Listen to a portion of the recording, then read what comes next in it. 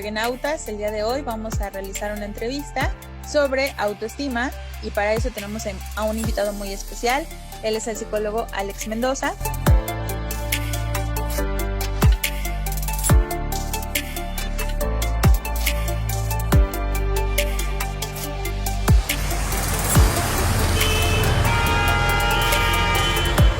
Hola Naye, muchas gracias a ti por invitarnos. Ok, bueno, saludos a todos quienes acompañarán en esta entrevista.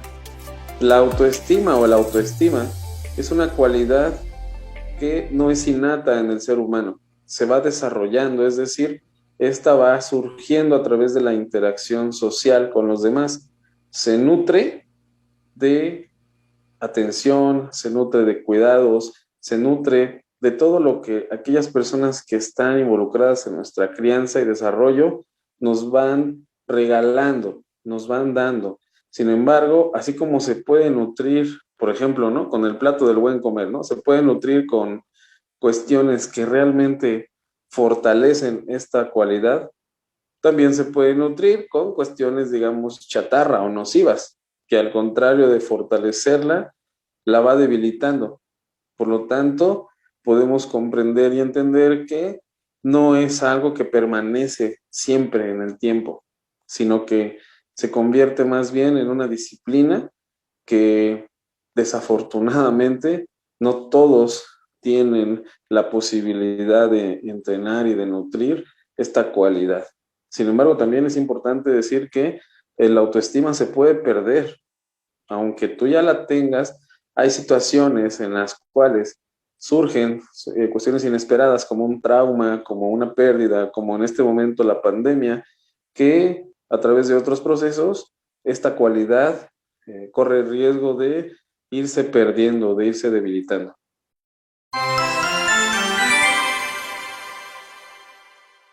Partiendo, como te decía, que al final es una cualidad que depende en un inicio de la interacción con otros. Cuando ya tenemos como seres humanos la capacidad de pensar en nosotros mismos, es decir, como seres importantes, como seres fundamentales y únicos, entonces ya no solo dependerá de los demás, sino que ya también depende de mí.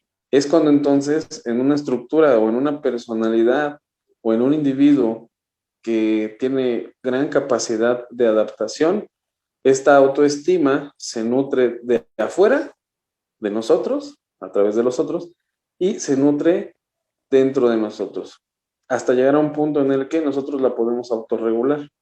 ¿Cómo la podemos nosotros identificar acorde a las diferentes etapas? Bueno, para quienes están viendo este video, pueden buscar y encontrar un autor, pertenece a la línea del psicoanálisis, se llama Erik Erikson, y él nos habla que el ser humano se va desarrollando a través de diferentes etapas.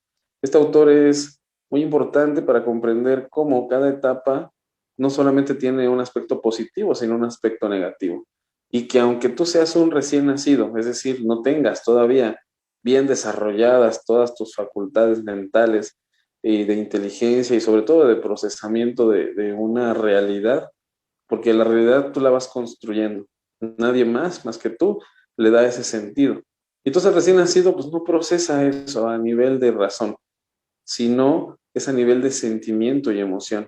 Entonces ya desde un recién nacido puede empezar, o sea, ya está nutriendo esa autoestima si es, por ejemplo, bien atendido, si es, por ejemplo, cuidado, si recibe ese calor, ese afecto de quien está con él o con ella, pero del mismo modo genera desconfianza y genera un sentimiento o una patología que se llama idolatría cuando no estamos al pendiente de sus necesidades y prolongamos su sufrimiento, porque obviamente cuando yo no cubro una necesidad, surge una crisis y surge un sufrimiento.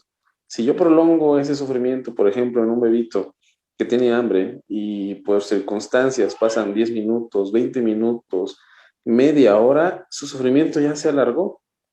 El dolor es muy grande, le duele no comer.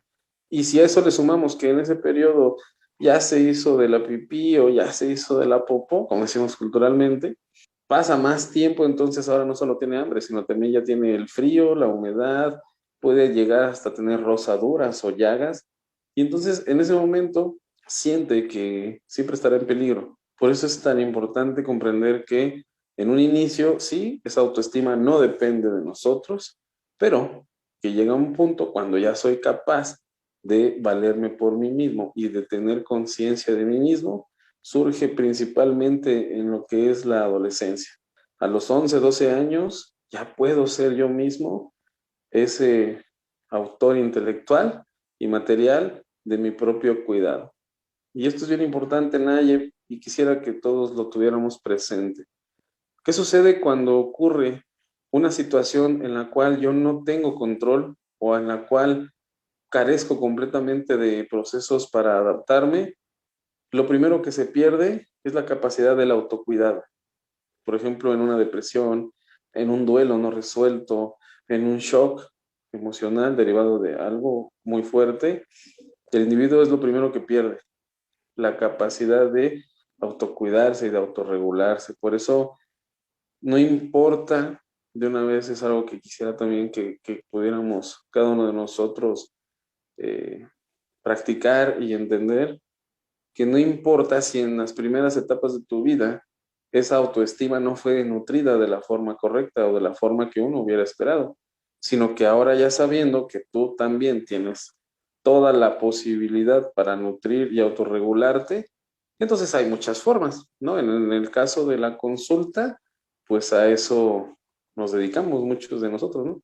A identificar en qué momento esto se dejó de nutrir, esto se dejó de fortalecer y hacerle conciencia de que podrá tener muchos sueños, podrá tener grandes proyectos, podrá tener hasta ya una familia y una pareja, pero si no es capaz de valorarse a sí mismo o a sí misma, no va a tener eco, no va a ser una cuestión duradera y sobre todo no la va a disfrutar, como en teoría debe de ser, ¿no? El psicólogo es el primer profesional que te tiene que estar hablando de vivir, de disfrutar, de sentir.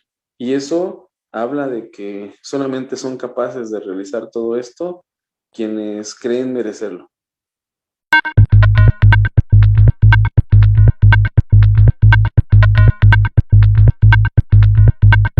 No, no se le puede dar como único sustento de la autoestima la apariencia física.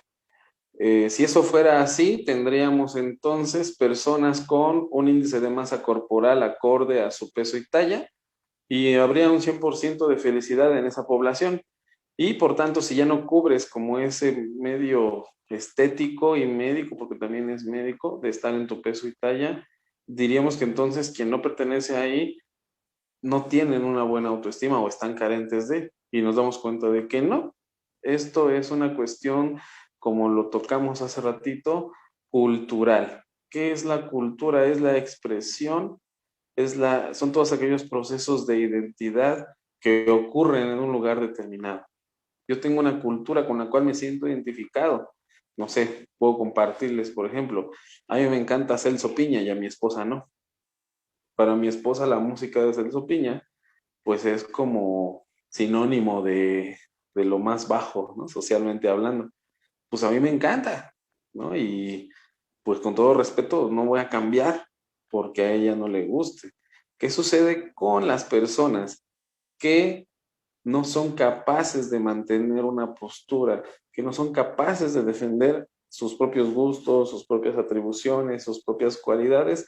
Entonces tienen unas defensas muy débiles y se dejan llevar? ¿Por qué? Porque quieren pertenecer. Por lo tanto, yo deseo pertenecer a cierto sector o deseo cierto reconocimiento que no he obtenido en mi núcleo familiar o en mi núcleo social más cercano, y es muy fácil que me puedan convencer. Por tanto, no es nada más la parte estética física una característica de la autoestima, pero es parte de.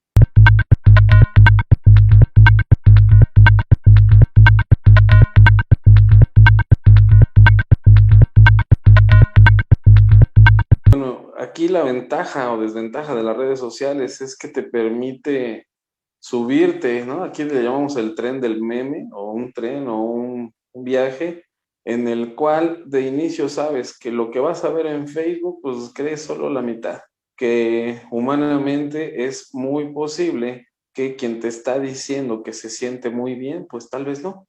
Y al contrario, esa persona que te dice que no se siente guapo, que no se siente atractivo, puede que también lo haga única y exclusivamente para atraer ciertas situaciones, ¿no? Aquí le vamos a creer solo el 50% a las redes sociales. Hablo de mi postura, ¿eh? No quiero que cada uno de ustedes se convenza. Mi postura al final, como alguien que es profesional de las emociones, alguien que es profesional, en mi caso, por ejemplo, para detectar las mentiras, solo es cuando los tengo frente a frente y de ahí yo determino. Mi trabajo ha sido poner ese 50% de filtro. Pero yo checaría, por ejemplo, la constancia con la que hacen esas publicaciones y sobre todo, no nada más buscaría esas publicaciones, sino debería yo encontrar una correlación, es decir, una relación entre lo que dice, piensa y hace. ¿Y qué sucede? Que pues de repente sí podemos encontrar a muchos chicos y chicas que nos dicen, wow, me siento súper increíble, ¿no? Y postean un Starbucks, un café, postean algo como una bolsa, un pantalón, una playera, pero resulta que no trabajan. Resulta que se los da su mamá o su papá y casos peores, adultos que presumen, ¿no? Esa parte de sentirse mejor, que van al gimnasio, que compran sus proteínas y se los pagan sus propios padres, ¿no? Ha habido situaciones en las que se toman una foto diciendo aquí saliendo con mi amor y ese mismo chico ha sido tomado 2 horas antes robando, ¿no? Entonces lo que robó usó para pagar esa cena.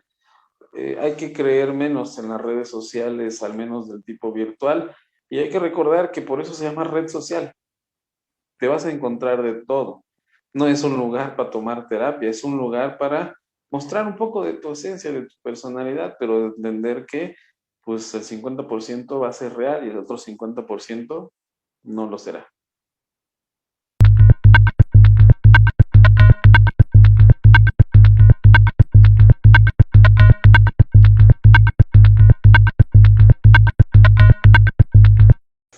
Mira, vamos a tener en cuenta algo muy importante. Nuestro cerebro no diferencia este aspecto de lo real de lo irreal. Es decir, no diferencia si lo soñé, como dice la canción, una canción muy noventera, que ustedes no sé si escuchan, pero hay una canción que dice, o lo soñé o lo viví, ¿vale? Ahí les dejé ya la tarea para que la investiguen. El cerebro no diferencia esa capacidad, el cerebro no reconoce ese límite entre lo que fue, por ejemplo, un sueño o un mal viaje o un enamoramiento furtivo y rápido. El cerebro no lo diferencia. Para el cerebro fue lo mismo. ¿Cómo fue este caso? A ver, ¿a qué me refiero? Si tú un día estás soñando que te están persiguiendo, que te quieren asaltar, que te quieren robar, y en ese sueño estás sintiendo estrés, estás sintiendo miedo, estás sintiendo ansiedad, en el sueño sientes tu corazón palpitar, ¿qué crees que está pasando en tu cerebro? ¿Qué crees que le está pasando a tu sistema nervioso? Está mandando una señal a las glándulas suprarrenales para que liberen adrenalina. Fíjate nada más. El cerebro no va a aceptar si fue real o no. Por tanto, con aquellas personas que de veras tienen un problema o sienten que no pueden o sienten que de veras su cuerpo es muy mal, piensan que su cuerpo es un asco, piensan que ellos mismos son un asco, que nadie los va a tolerar y nadie los va a aceptar, déjame decirte que entonces están siendo víctimas de sus propios pensamientos. Cada pensamiento negativo que ellos inyectan o ellos inyectan se convierte en una droga, se convierte en una endorfina y todas las células del cuerpo generan neuroreceptores que la siguiente generación de células tendrá más para esa emoción. Por lo tanto, aquí no nada más es una cuestión de pensamiento, sino es un proceso adictivo de esos ciclos de pensar. Mi trabajo como terapeuta no solo es identificar y hablarles positivamente, es reconocer que esa persona ha estado durante días, meses y tal vez años bombardeado químicamente, bioquímicamente, por sus propios pensamientos. Entonces existe una memoria corporal, ¿va? ¿Qué es lo que hace que un individuo bajo estas características triunfe, ¿no? Sobre sí mismo? es generar el acto de conciencia, pero también un proceso de reconciliación y entender y comprender que a quien primero necesita mirar con mucho respeto es a su propia mamá. Muchos de los trastornos alimenticios están relacionados con un vínculo muy pobre hacia la figura materna.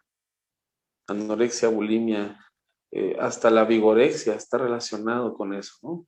Los que van al gimnasio y solo piensan en rutinas, atún, proteína, albúminas y meterte anabólicos, esteroides, están en un proceso de pobre autoestima. No se quieren porque se comparan con otros, ¿no? O sea, eso es al menos algo de lo que necesitamos escuchar y comprender. No creas que todas las sonrisas esconden felicidad o muestran felicidad, perdón. Muchas sonrisas esconden un dolor.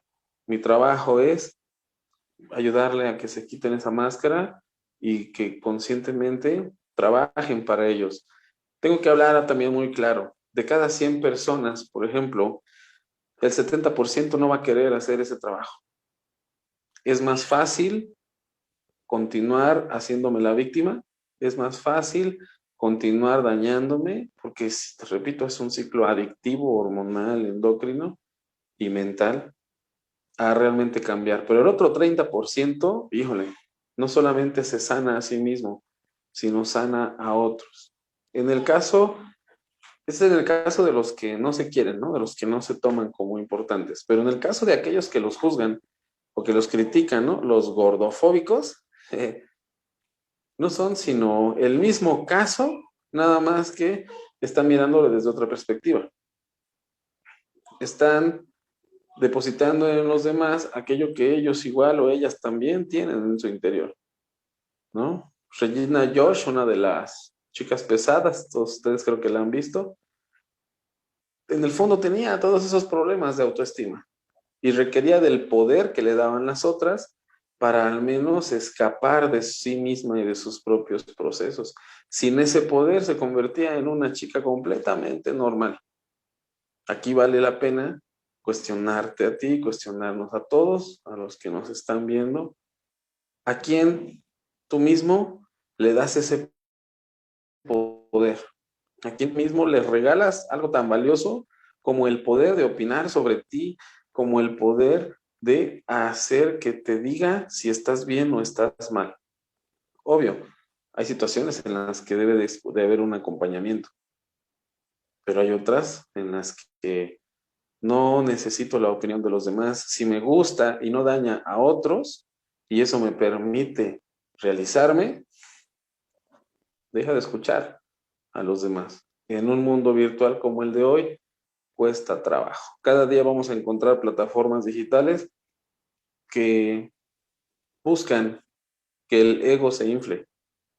TikTok, Facebook, Insta, todos ustedes ya están en este mundo y ojalá tomen un respiro y de veras traigan de nuevo hacia ustedes mismos todos esos pedacitos que les han dado a otras personas en las cuales sabemos pues tienen poder sobre ustedes, ¿no? Si logran quitar eso y logran integrarse de nuevo, disfrutarán las redes sociales y las usarán para su beneficio.